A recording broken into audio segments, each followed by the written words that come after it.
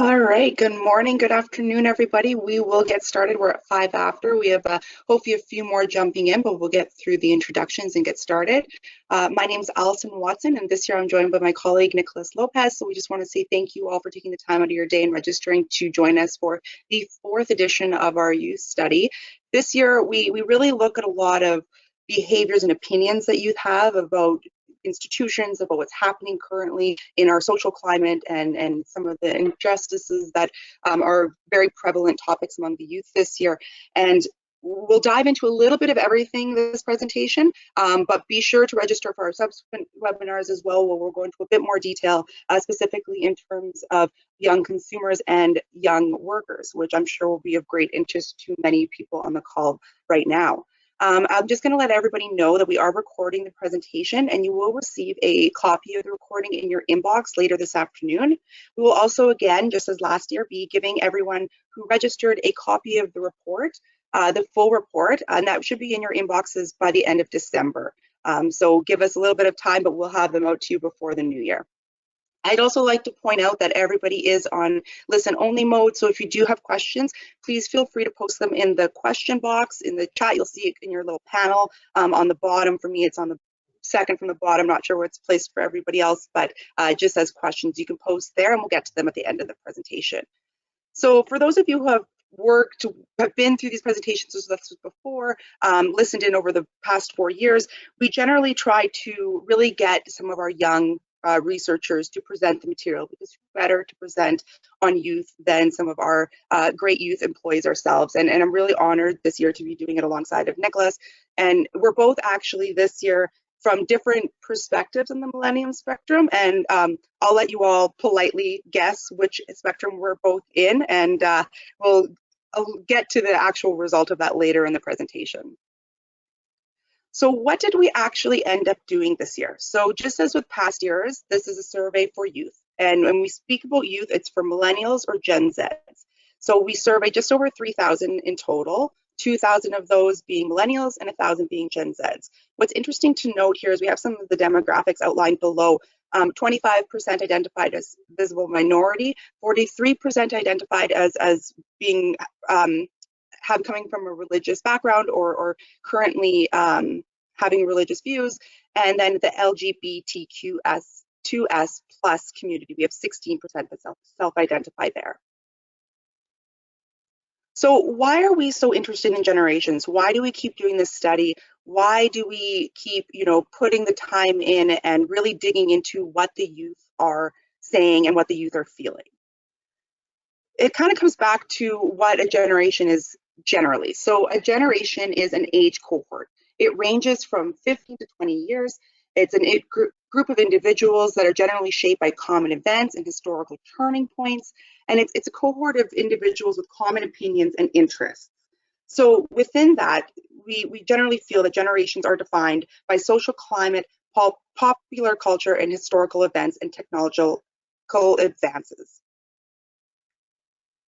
So if we look at this glossary here, we can see that we have 4 generations that we generally talk about and relate to in our research, and that generally come up with a lot of differences that we find in the results that we attain through our research. So you have the baby boomers. They make up about 22% of the population. They're currently between the ages of 57 and 76 years old. One of the kind of big events that defined their generation were the Glorious 30, the period of prosperity, and the big technological advance for them was the television. When we look at Gen X, we see that they're between the ages of 41 and 56. They're 19% of the population, and they're saturated in the labor market and the fall of the they're defined through the saturated labor market and the fall of the Berlin Wall. And for them, the main technology advance was the internet. Then we come to the millennials, or Generation Y. They're currently between the ages of 25 and 40, so a bigger gap there. They represent 21% of the population, and we're seeing them being defined through globalization and job insecurity. And for them, the big turning point was instant messaging and social media, and how that evolved so quickly and so greatly over such a short period of time. And then for the Gen Zers, the 11 to 24-year-olds, they're 18% of the population.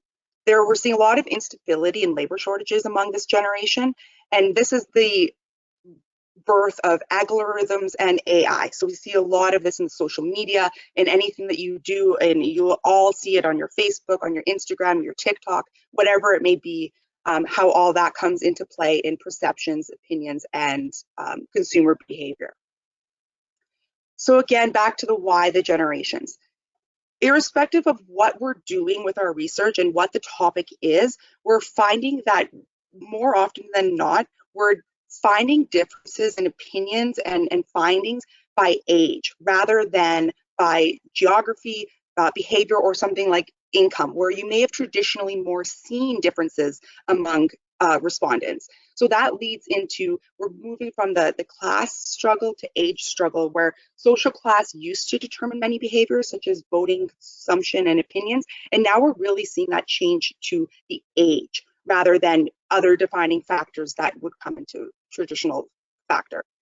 So a lot of the societal changes are happening as well. There's a great number of young people in the labor market right now, and the technological literacy is ever expanding and changing at a dramatic pace, which is something that we're finding that the younger generations are definitely keeping more up on than older. We also find that the generations are shrinking. So we generally had the baby boomers, there was a 19-year gap for this generation. Gen X, 15 years. Millennials, 14 years. And now Gen Z, 14 years. But what's even more interesting, especially among the millennials and Gen Zs, is we're finding these micro generations within each of the generation, which we'll go over in just a little bit specifically with the millennials. So it's more alluding and more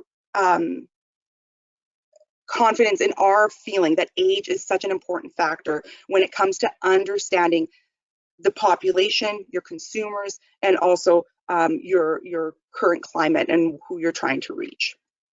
So here's our graph that we generally show to show the evolution of age within Canada. So 1945, more younger, everyone's living a little bit longer. You can see the baby boomers huddling there in the middle. 2005, just a couple years ago. So we see that everyone's obviously, we're living a bit longer, but we're starting to more level out in the middle. There's less of that bell curve type shape happening. And then prediction for 2035 is we'll be pretty stable throughout all age cohorts. It'll be very interesting to see how those micro generations continue to evolve and expand over the years. So here we see a lot in the age struggle that we'd like to define as. So we see generational conflict. We generally are finding that there's differences between living together and secularism. So what we found with this year is that 60% of youth believe in systemic racism. They believe that exists here in Canada. They believe that there's white privilege, 63%. They also believe that police are racially profiling in the 55%. And when we look at the specific millennial kind of micro cohorts, we're finding that the 20 to 29, which we define as the turbulent millennials, are generally more likely than the other millennials to agree that these are currently observed and exist here in Canada. And this could be related to more of their questioning nature, their more challenging opinions than we've traditionally seen among populations and Canadians. We're also finding there's a lot of frustration with other generations. So millennials today have a lot of concerns about what the world is coming to, what their future will have. They're very concerned about not having what their parents have, that constant comparison to what they grew up with, to what they perceive their future will be like. They also feel that their generation is disadvantaged overall. So more that this is happening to us mentality. Some of their biggest concerns that we found, irrespective to some of the social injustices that they are viewing in the society overall, is they're very concerned about home ownership, affordable housing, purchasing power, and job creation. So a little bit of breakdown about where we're seeing that come out the most among our micro groups within the millennials. The turbulent, so those 20 to 29, the middle group, are very concerned about job creation. The stable are very concerned about their purchasing power. So those are the older millennials. And the home ownership and affordable housing we're seeing is something that the younger generation is finding and feeling concerned about. So this is very much, perhaps very reflective of where they are in their life stage, definitely contributes to these factors. We find that they're also not very confident in their personal economic future. They're not confident that their future is going to improve. They either feel it's going to kind of remain the same, if not get worse. And they're also very stressed about climate change. So there's more anxiety around what the climate is coming to and what's going to be the future in that regard among this generation than perhaps what we viewed among other generations. And of course, the mental health crisis, which is still very prevalent, that Nikolas will get to later on in the presentation. They also have stronger negative perceptions among some of the keywords that we've proposed to them in the study this year. So they negatively perceive capitalism, conservatism, baby boomers, and these negative perceptions are more strongly felt among the stable, the older millennials, than the younger. But not all is negative. We did see a lot of strong positive correlation in some of these words that we tested among the youth as well. They have strong positive perceptions towards diversity, immigration, cooperativeness, and multiculturalism. So again, very much alluding to the shift in opinions on social injustices and social factors which come into play. So the young citizen in 2022. So here we see that the carefrees, the 13 to 19-year-olds. So the dissenters, the optimists, they're confident. We have the turbulent, 20 to 29 years old. They're anxious, they're more mobile, they're more questioning, and their habits are generally formed. They know what they know what they think they know or what they want to know, and that's what they feel they possess. And then the stable, the 30 to 40-year-olds. So they're more cynical, they're more about stability, they still want some flexibility, they're more demanding, and we're finding that their opinions are perhaps more of on the ethical side. So I know I skipped over the introductions in the beginning, but that's because I wanted to bring us to this slide and have Nikolas and I introduce ourselves based on where we fall in the spectrum. So as I mentioned earlier, my name is Allison Watson. I'm a senior research director with Leger. And a little bit about me, I do fall in the stable cohort among the millennials. I am a mom of 3 young children. I have been a homeowner for 11 years now. I did high school, university, and then right to Leger. And I've been with Leger for over 10 years now. And I feel that it's funny for me to see these results and really see myself in that stable cohort. Nikolas, you want to share with the group where you fall in all of this? Absolutely. My name's Nikolas. I'm a research director with Leger as well, and I'm part of the turbulent group. And certainly a lot of this applies to me, moving around, going back to school multiple times. And, you know, my friends around me, they'll find it kind of difficult to kind of plan for the future. And, you know, in a few slides, we're going to be showing you why that tends to be the case. Perfect. And I'll let Nikolas take it from here. Absolutely. And so kind of when we're talking about kind of stability and precariousness, we see it, you know, come to the forefront in the breakdown of daily life. Previous generations had a really linear line in terms of achieving some of those key milestones. So think about the baby boomers, for example. You go to school, you graduate high school, maybe you go to college and university, maybe you don't, but you're immediately entering employment and the workforce. And that allows you to have a certain degree of stability when it comes to forming a household, buying property, and trying to ensure that your children have a better future ahead of them. Your purchasing power is very strong in that generation. Today's youth are facing kind of a myriad of challenges, and all of this results into kind of delayed processes when it comes to completing education, starting a career, owning property. And I think the biggest challenge with respect to this is what this means for kind of the future. What kind of crises in the future are going to be impacting millennials and young people when they're making some of these big life decisions? And so we see this in kind of three areas: the economic situation, political situation, and environmental situation. There's kind of like a lack of confidence that things are going to improve. And when we look at kind of those micro segments that Allison was talking about, the stable being kind of the cynic and this all of this tend to have higher degrees of belief that things won't improve in these three areas. So when we look at the generations that we surveyed in this study, there isn't a lot of confidence in the future, and it's hard to have confidence in the future when your life is all over the place. There's no clear linear path that you're able to carve out for yourself. And this kind of also means that they view themselves as kind of this disadvantaged generation. They think that they're going to be poorer than their parents. These are challenges in trying to kind of form a stable life, contribute to society.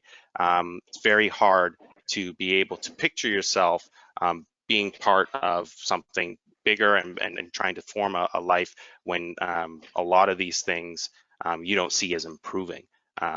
So that's kind of the mentality and where young generations are coming from. And it stems in large part due to the fact that their life is kind of constantly in flux. There's a strong degree of precariousness to them.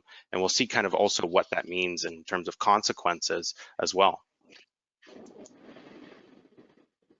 And we see this in terms of consequences across kind of like four areas. Employment is number one right now, given with everything with the pandemic and this current job mobility happening around the Great Resignation. A lot of people are leaving certain industries to reskill and enter different career paths.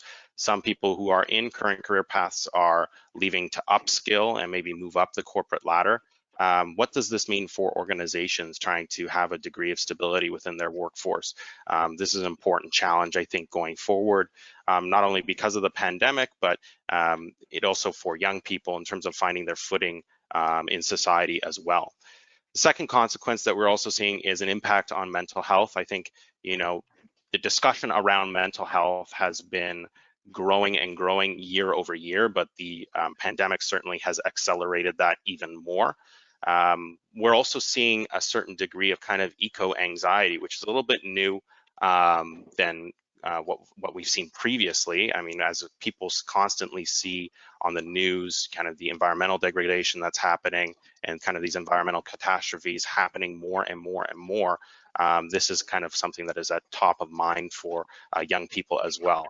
And so these impacts in terms of mental health are also changing the decisions that young people might want to make in the future. So, interesting study from Pew Research showing that, just near half say that they don't want to have children. I mean, that's a big change in terms of how, previous generations have had certain milestones in their life. So maybe home ownership is out of reach. That isn't something that they're going to strive to anymore. Starting a family, maybe that's something that they're going to strive to anymore. Organizations and institutions have to learn how to potentially respond to these changes in behavior that for many generations are seen as a given. Coming down to community, there's a lot of disengagement with institutions and democracy as well.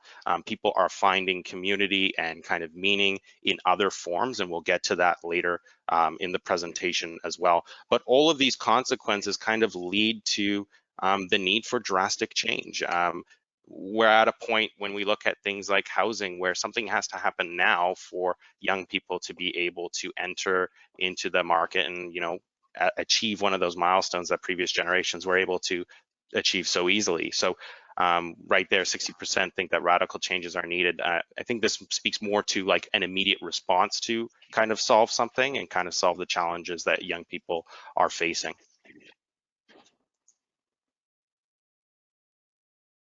And so we asked kind of across various institutions the degree to which young people have confidence in some of these traditional institutions. So we looked at, the traditional media, political parties, corporations, electoral system, banking institutions. And the thing about institutions is that they're often seen as providing a certain degree of resiliency, like they're able to weather the storm. They're able to bring us back through transitory periods of crisis. Because there's such a long-standing history, people are able to go to them because they have confidence in them. But what we're seeing with young people is that is chipping away fast. When we look at the traditional media, when we look at political parties, when we look at corporations, there is very little confidence young people have in these organizations to drive change. Electoral system and banking institutions barely getting kind of a passing vote of confidence among young people. So when we look at some of these longstanding institutions, we have to be mindful of what role that they can actually play in changing and driving change and addressing the concerns of young people. When we look at kind of the breakdown between the carefree, stable, and turbulent kind of micro groups that we've identified, the carefree are more likely to have a little bit more confidence in some of these institutions. But as we get older and as you start interacting with these institutions more and more, and you see that there might not be kind of that immediate response to some of the challenges you're facing, confidence begins to drop in these institutions. And part of the reason why we might be seeing a lack of confidence in some of these institutions is because young people aren't seeing themselves in the institutions. You know, when we look at some of the key questions we asked here, you know, a quarter think that they feel completely excluded from society, or that society is unfair to them, and almost half are dissatisfied with the direction society is moving in. In part, this feeling of neglect might be from the fact that, you know, if these institutions are not responding to some of my immediate concerns, it might be because they don't share the concerns that I have, and we aren't at the decision-making table. So I think this lack of representation, this feeling of neglect, all stems kind of into the whole confidence in these institutions and their ability to actually solve problems and drive change to meet the needs of young people today. And so if there's no confidence, they don't see themselves in the institutions, where are they turning to? And we do find, obviously, this has been part of a period of probably over the last 10 years where there's been a slow migration to other platforms, but we're at a point, I think, now where these are like the first places young people are going to. Streaming platforms, you're able to find content that maybe speaks to your values. You're able to find user-generated content on YouTube with views that and values that closely align with yours. You might not be finding that in cable television or traditional network television. Traditional media, obviously moving to social media, has been something that's been gradually happening over time, and the discussion has shifted and kind of democratized to anybody on some of these social media platforms. Political parties and unions, there's been a decline in membership year over year. And I think, you know, where people and young people have gone to is for that digital engagement, you know, reaching out to like-minded individuals who might not be in your geographic area. It's kind of broken down barriers and shortened the distances between people who have kind of those like-minded views, and you're able to organize better and kind of sign online petitions and advance a cause without having to be in the same area or be part of the same kind of group in terms of like a political party, or not having to deal with the politics around these kinds of structures. Banking institutions, I think this is kind of a new one that has been happening over the last few years, but definitely accelerated over the pandemic. We can see kind of the rise of Wall Street bets on Reddit and a bunch of other kind of forums that help kind of make financial literacy a little bit more accessible than having to go into a bank and sit down with a financial advisor and go through kind of all of the hierarchy and red tape of learning what to do with your money. Even just looking at simple investing through mutual funds, robo-advisors and other kind of app-like solutions exist now and are increasingly being adopted versus going in to see a traditional financial advisor. And large companies, I mean, this is part of an ongoing trend to push towards social businesses and social enterprises, as well as small and medium businesses, where you might see more value for your dollar. They might be investing in sort of social causes that you care about. So, you know, if you want to have a bigger impact with your dollar when your purchasing power is shrinking and shrinking, helping businesses or supporting businesses in your local community that are reinvesting into your local community become more and more important. So this is a slide, actually, everybody, that we presented last year. So we didn't actually ask this question this year, but we wanted to bring it up just because of some of the things that Nikolas just went over, specifically in regards to the institutions and the financial institutions specifically. So we found last year that majority or good proportions of the millennials needed help and needed help with debt in regards to some of these key essential kind of life aspects and purchases, but they weren't going to the institutions for that help. So we further see that this year in their lack of confidence in the traditional institutions. And while the banks had 57% confidence, that's not what you would probably expect or traditionally see among Canadians and you specifically, but who have the ability and the financial means to interact with some of these institutions. So we're finding that there's definitely some concern here, and we feel that these numbers would not have improved. If anything, they probably would have remained fairly stable and similar this year.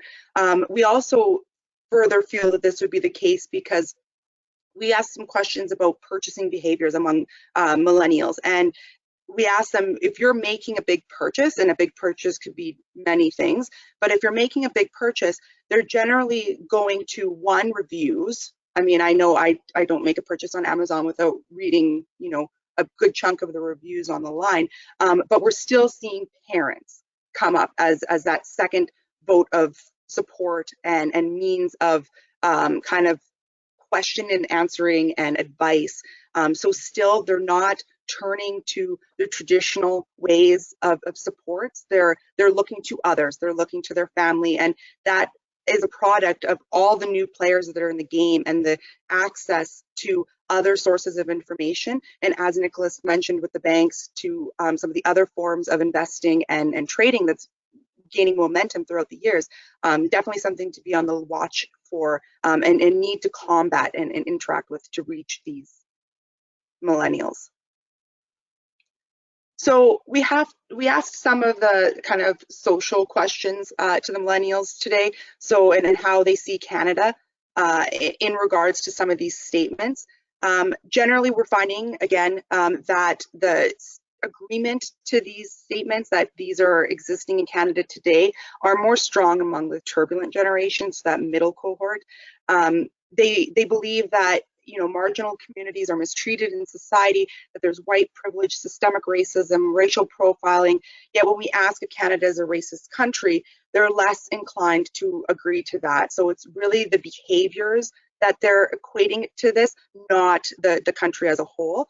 And as Nikolas already mentioned, they really do believe that society needs a radical change, and we see that in how they're perceiving some of the social injustices and media representation and things that have been unfolding within the past year or 2 years or even 5. We also understand that some of these perceptions that lead or are in result of some of their lack of confidence in some of the institutions that Nikolas went over. They're not confident in the political parties. They're split in their confidence on the electoral system. They're not confident in mainstream media, religions, large private companies, web giants. They're really starting to question everything that we traditionally believed in or went to for information and took as word. But they do have still, even though they lack confidence in some of these traditional institutions, they still have some confidence in the justice system, the police, banks, and public government agencies. So while it's lacking with some of the specifics within those bigger umbrellas, they still have some confidence that overall the system isn't broken. It's just some pieces within it that we need to address, and we need to address now. We also went over and asked them some questions about, the men versus women, how gender plays into society. We asked specific questions about how the LGBTQ2S plus community are being treated and incorporated or not and included within society. And this just further demonstrates their interest in challenging and changing societal norms. This is just normal to them. This is not something new. They just feel that these specific things and inclusion of everyone should just be something that should already be done and not something that we're still talking about and fighting for. So Nikolas mentioned earlier that, there's definitely this sense of community that we see among the young generation. It's something that they really strive for and yearn for. They want to be part of a community. It's very important to them. It's important in their social circle. They get it from digital communities, whether it's being part of various different social groups on social platforms, or perhaps they're part of social groups that go and fight for different means. Also, community at work was a big one, which we'll get into more when we do the young workers in Canada, but definitely a lot of focus on inclusion and interactions in the workforce and the work culture. And then, of course, authenticity, well-being, and personalized. Those are some of the things that they look for in the community. They definitely look to define themselves by who they are. They're changing the definition of how one is viewed and interacting with society. They're changing, basing themselves less on what they have material-wise and basing it more on the groups that they belong in, the things that they believe in and fight for. So what can society do, and companies specific, is making sure that it's a place and your place and there's a place where the younger generations feel a part of that community. And this could have been even accelerated a bit due to COVID and being secluded from everything else. We think that it probably brought this sense of community to the forefront even more for this year.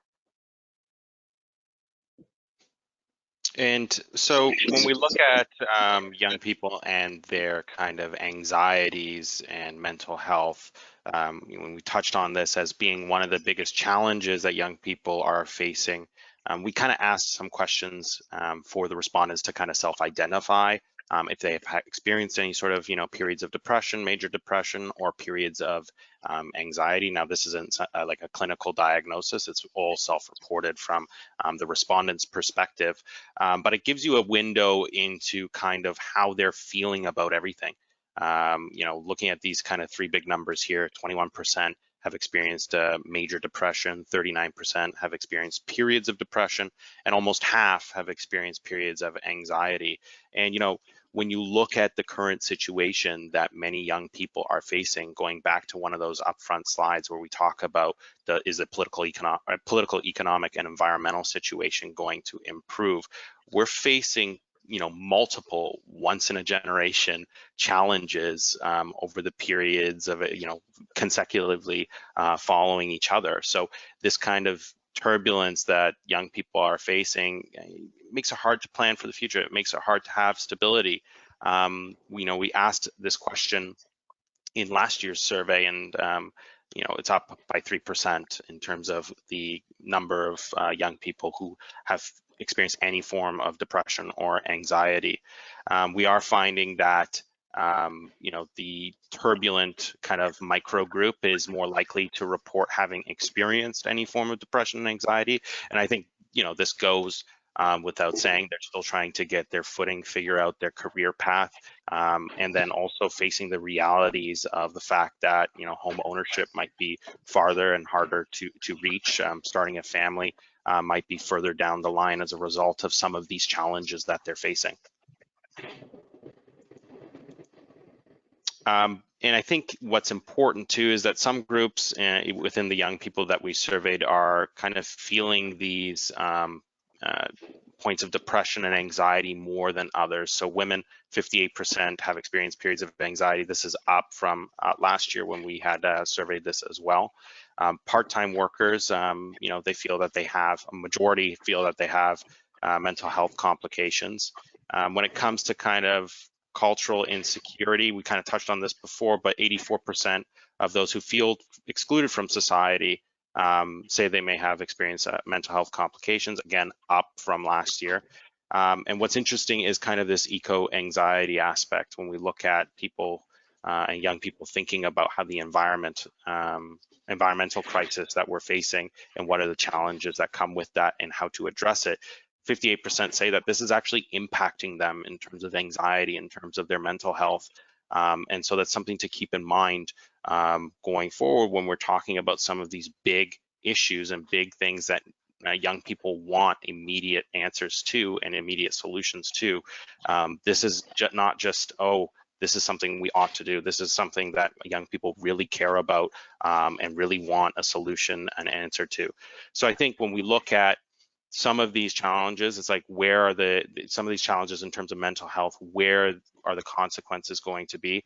77% intend to leave their current job. That's a huge number of people who are kind of considering trying to find balance in something that works for them in kind of where they are in their life stage. So I think as an organization, as an institution, you have to be responding to kind of how you're able to ensure and facilitate an environment where you're not only just meeting kind of your needs, but also the needs of young people as well.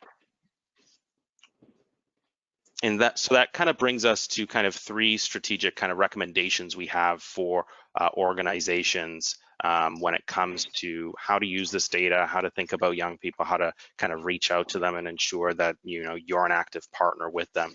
The first is they want to add kind of meaning to their life. They want direction. I mean, going back to that slide where there's kind of that breakdown of their day-to-day life, they don't want precariousness. They want some sort of degree of stability where they can build something for themselves. So how can organizations be a partner in providing kind of that degree of stability? That's something that I think organizations need to keep in mind.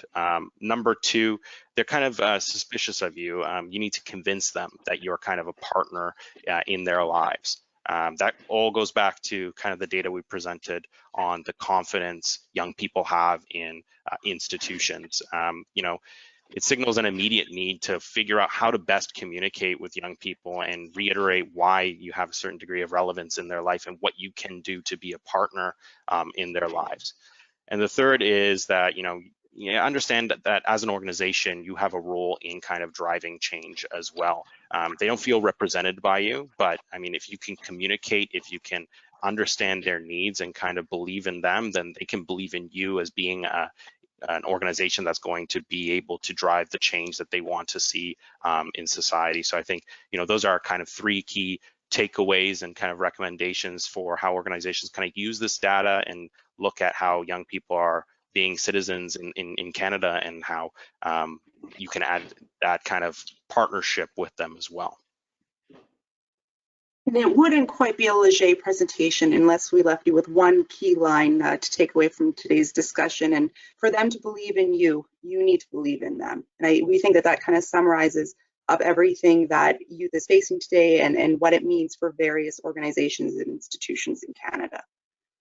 So before we open it up to questions, we just want to remind everybody that we have 2 more webinars coming up in this series, being a young consumer on December 9th, and then being a young worker, where Nikolas will join me again on December 16th. So be sure to register those. You can find it on Leger's LinkedIn page or Nikolas or I's pages. We'll promote them there as well. And we'll open it up to questions if anybody has any. I don't see any in the box at the moment.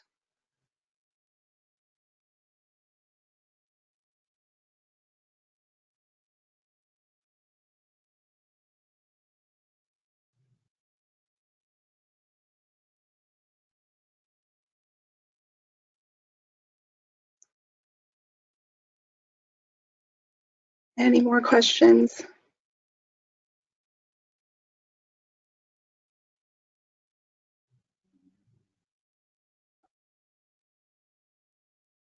We got some coming in, I think. Hold on.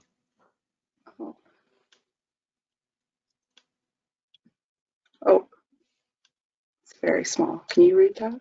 Yes, I can. When will the report be shared? Yeah, the report will be out before the end of December, and when we'll send it to everybody.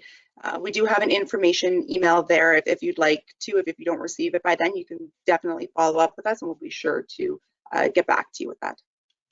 And just, I guess, one question coming in, if there's any parallels between behavior in youth in Canada and kind of the youth in the US.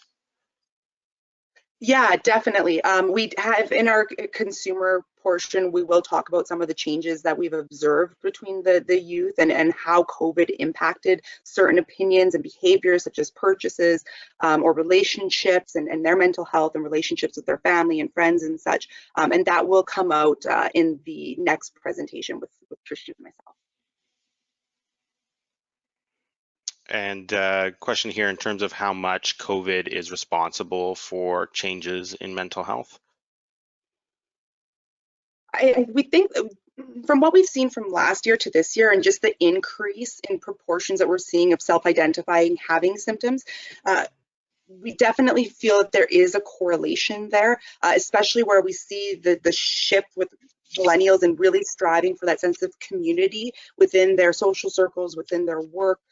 Definitely feel that COVID had an impact there, but without having the data prior to COVID, we can't definitely say for certain, but we can perceive through other research that we've done and other exercises that we've completed with other projects that there's definitely an impact that COVID has had on that.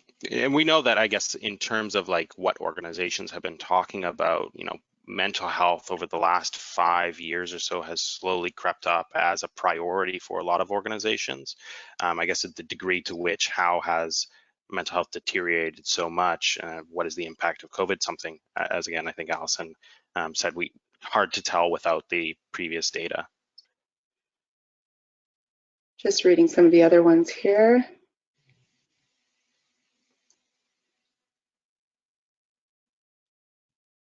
For the specifics of the sample sizes and the subsequent sizes, that'll be in the final report. We'll have that all available for everybody.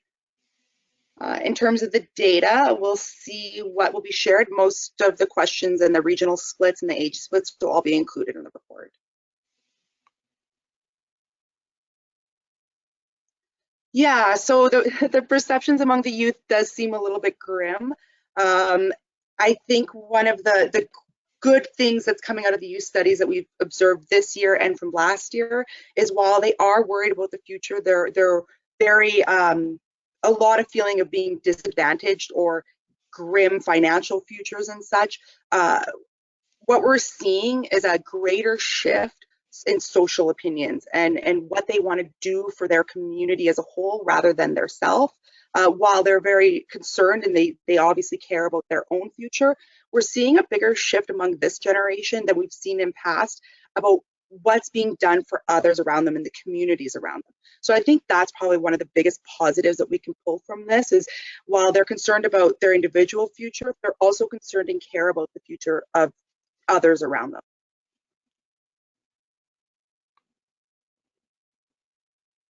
The comparisons to older generations. Actually, I had that thought this morning that wouldn't it be cool if we could run this survey and some of these perception questions against some of the baby boomers, let's say, and see how the perceptions have shifted or changed, and definitely something we may think about, but currently don't have these specific data sets to compare to. The recording will be sent out this afternoon, so we'll end it and then it'll be sent out. Yeah, I agree, Christine, that would be very interesting. We'll see what we can do.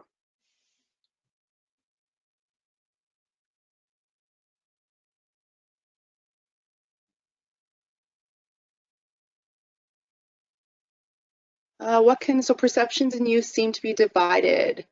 Instability, inclusion, beyond representation. What can institutions do to support the former group? Yeah, we talked about this a little bit before the presentation, Nikola. Did you want to maybe add a little bit to that, or?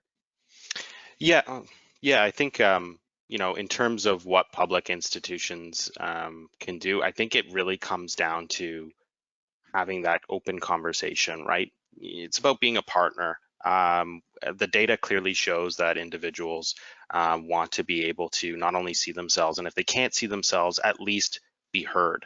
And I think that's what's driving some of the discussion around radical change and wanting change immediately. If institutions kind of can move in step a little bit quicker and a little bit more responsive to some of the needs that young people are bringing forward, I think that will go a long way in kind of addressing some of the precariousness that they're feeling, some of the anxieties that they're feeling as well. Definitely, yeah. We definitely think it's promising that they still have confidence in some of those overarching ideals of and premise of the institutions. It's just they're not seeing themselves there. So as Nikolas said, if there's any way that we can move a little bit quicker, that these perceptions and these opinions aren't going anywhere, they're not going to change how they feel. So we've got to adapt and we've got to make the changes to help them feel supported and be seen. Any final questions?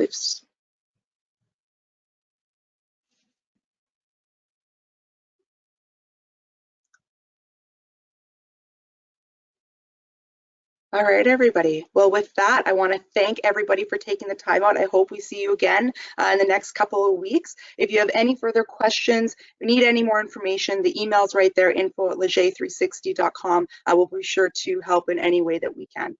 Thank you, everybody, for taking the time. We hope you enjoyed it. We'll see you soon. Bye. Thank you.